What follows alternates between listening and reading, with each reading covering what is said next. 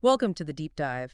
Today, we're taking a really focused look, going question by question through session 87 of the Law of One. It's a packed session, this one. It really is. Think of this as us, helping you navigate through it. Our goal isn't just to read it out, but to really unpack the insights, look at how things like polarity, density, even reality itself, how they all connect in this material. Yeah, there are some genuine aha moments waiting in here, I think. It's fascinating stuff. And we'll explore it, carefully and positively. Definitely. Okay, let's dive in. Session 87. It's quite something how it moves, isn't it? From the very practical ritual details right into these huge cosmic ideas. Yeah, it shows that interconnectedness you mentioned. So it starts, as usual, with the check-in on the instrument's condition, question 87.1. Right, the standard opening. And Raz's response is interesting. Physical issues are the same, but the vital energy levels, much higher. So that constant monitoring is there, but there's still fluctuation in the deeper energy. Exactly. It shows the dynamic nature of it all. Okay, then question 2, 87.2, follows up on the sensor from the previous session. There was an observation about the smoke. Yes, a shift, wasn't it? About 6 inches horizontally, the questioner noted. Quite precise. And the question is, would a single, consistent horizontal position be better for a virgin sensor, a new one? And Russ says yes, that change would be helpful. It suggests that fine-tuning these ritual elements, even small things, it matters. It boosts the focus. The intention extends everywhere. Okay, question 3, 87.3, asks about the ideal layout. Center, chalice, candle relative to the Bible on the table. Right, this really gets into the energetics of the setup. Ra confirms the chalice and candle are already well-placed relative to the book that resonates most with the Law of One for Carla, the instrument. And the specific guidance for the sensor. To put behind that book, centered right at the spine when it's open, it implies a very deliberate flow of energy, like each item has a role in the circuit. A conscious arrangement. So, question 4, 87.4 is the immediate follow-up. What about putting the sensor directly between the chalice and candle? Is that optimum? And Ra confirms, yeah, that works. But they qualify it, saying it's a rough estimate because, the chalice and candle aren't perfectly regular shapes. Practicality matters too then. It's not about rigid perfection. Seems so.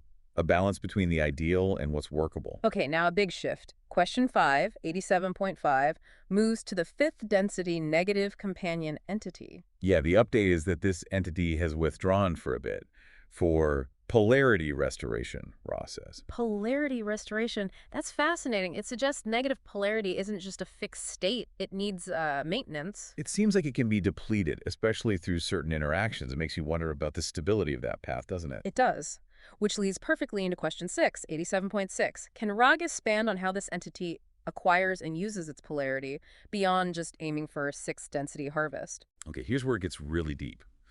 Ra explains that in higher densities, both paths are about welcoming more refined light, love light for positive, light love for negative. But the focus is different. Completely. The negative path in fifth density, the density of wisdom, is all about perfecting power over others, honing that control. Mastery directed outward. So what happens if that control gets challenged, like by the group doing the channeling? Exactly what Ra addresses.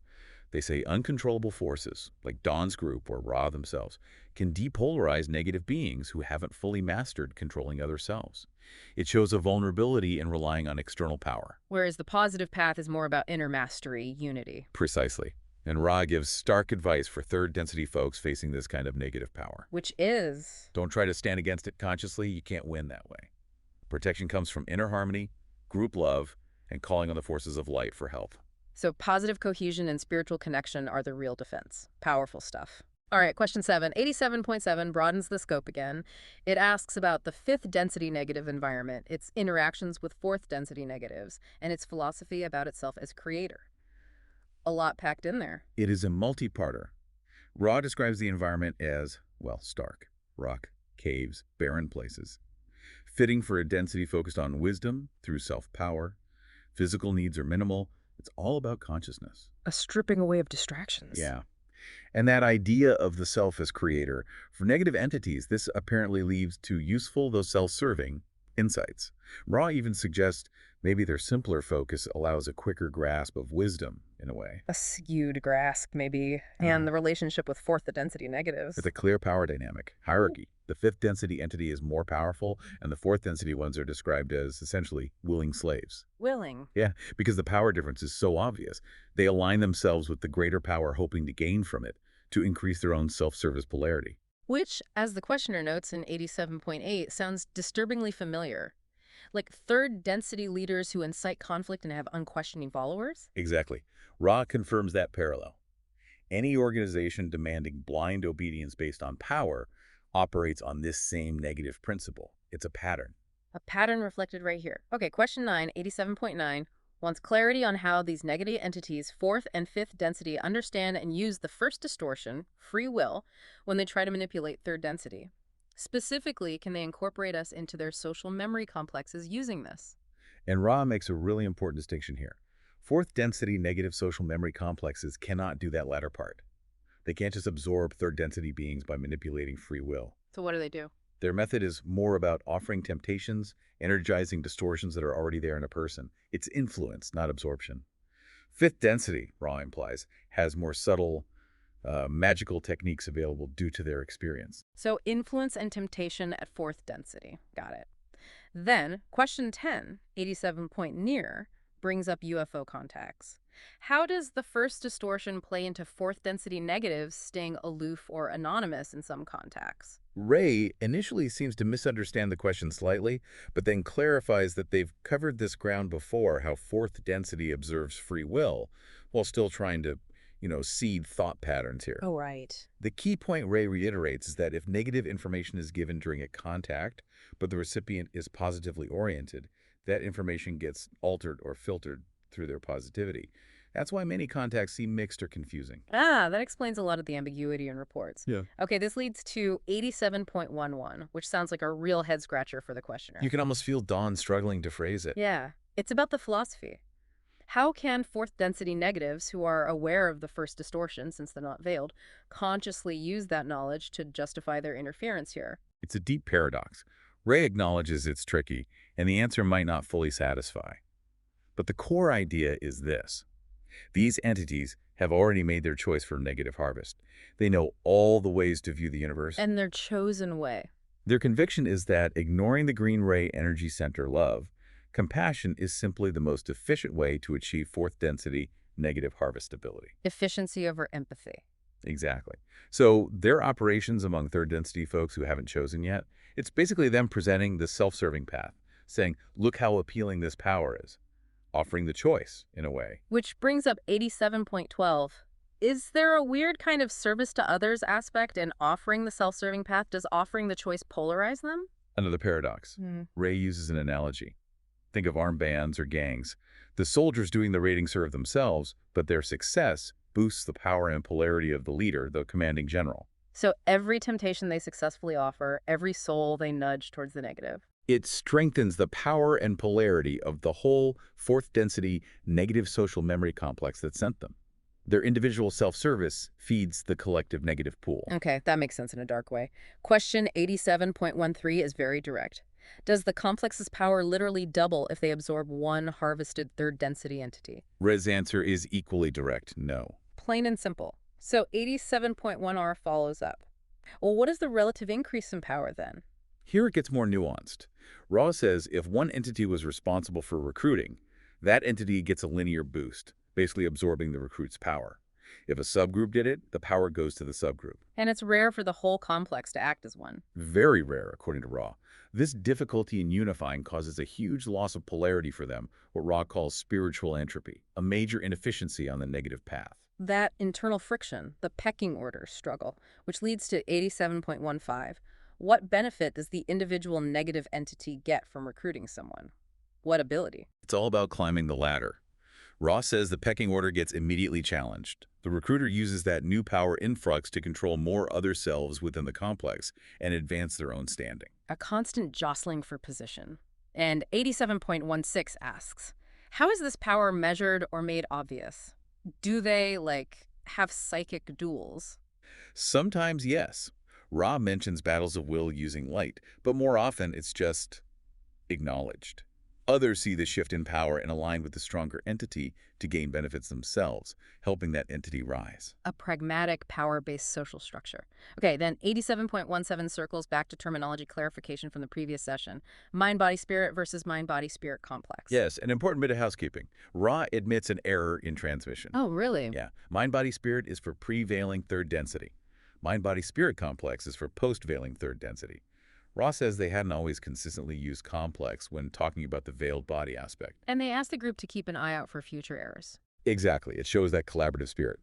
Ray also adds a quick note on Carla's conditioned prayer helped with pain flares, but she's still vulnerable due to those pre-incarnative issues being poked by negative influences. A constant balancing act for her. Okay, 87.188 seeks clarity on sexual energy transfer.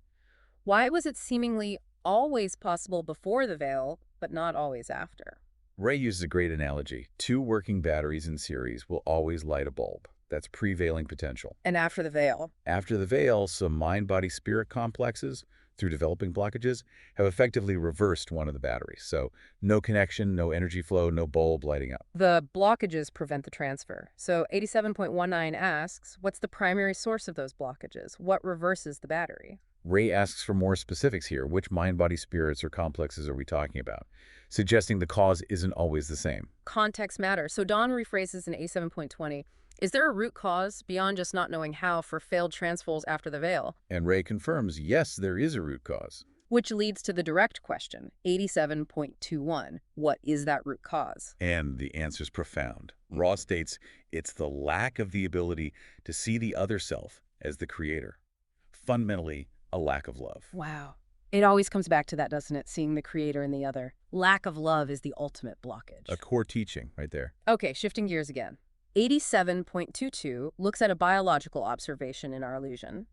Why do males seem to peak sexually before 20, while females peak maybe 10 years later? Rawls makes a key distinction here. Yeah. Are we talking about the yellow ray physical body or the body as part of the whole mind-body-spirit complex? Ah, so the physical level first. Right. For the male physical body, that earlier peak aligns with the highest sperm viability for red ray reproduction, the biological drive. And for the female? The sustained and later increasing desire serves the red ray need too, but differently. It counts for less frequent conception chances and the demands of pregnancy and nursing. It's about ensuring reproduction happens often enough. So those are yellow ray physical, red ray driven timings. What about the more integrated sexuality? That, Rest says, is different. The mind-body-spirit complex uses sexuality more for energy transfer, service, learning, not just these physical timings. Okay. Then 87.23 tackles the orgasm ratio. Why is it so skewed towards males in our current illusion? Again, Ra focuses first on the yellow ray physical level here. Male orgasm is needed biologically to get the sperm to the ovum. Red ray propagation. And female orgasm, physically. Not strictly necessary for conception at that physical level. But Ray immediately adds, as beings use sexual energy transfer for learning, service, glorifying the creator, then the function and importance of female orgasm become much clearer. Its value is more on the energetic and spiritual levels post-veil, which makes you ask, as Dawn does in 87.24, what was the ratio before the veil? Much closer to 1-to-1, Ra says, because the metaphysical value was clearly understood then. Makes sense. Okay, 87.25. Does this ratio even mean anything in early fourth density? Ray suggests it becomes pretty meaningless in many ways. Orgasm evolves into a function of the whole mind-body-spirit complex as a unit. And how does it play out depending on polarity and fourth density? After the choice is made. In positive polarity, it's about true sharing. In negative polarity, it's often blocked. The conqueror gets the orgasm, the conquered rarely does.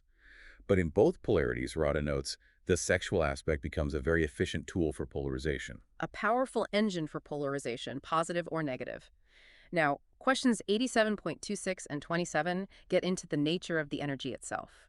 The questioner senses it's like pure vibration between space and time. Yeah, Don is grappling with the words, but has this intuition, and Ra confirms it. Yes, the energy transfer is essentially a vibratory bridge between space-time and time-space. A fundamental concept for understanding how these energies work. Absolutely. Which leads to a really basic fundamental question in 87.28.